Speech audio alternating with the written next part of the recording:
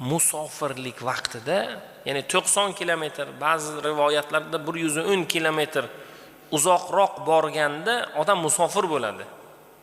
Mana shu musofirchilik davrida gunoh qilsa nomay a'moliga yozilmaydi degan joy yo'q, birodar.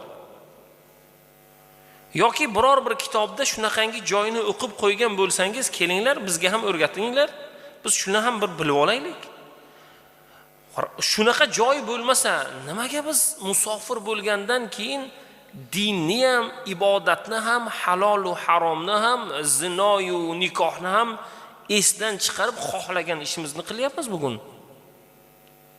Yoki ba'zi bir kitoblarda musofir holatda gunoh yozilmaydimi degan joy bormi?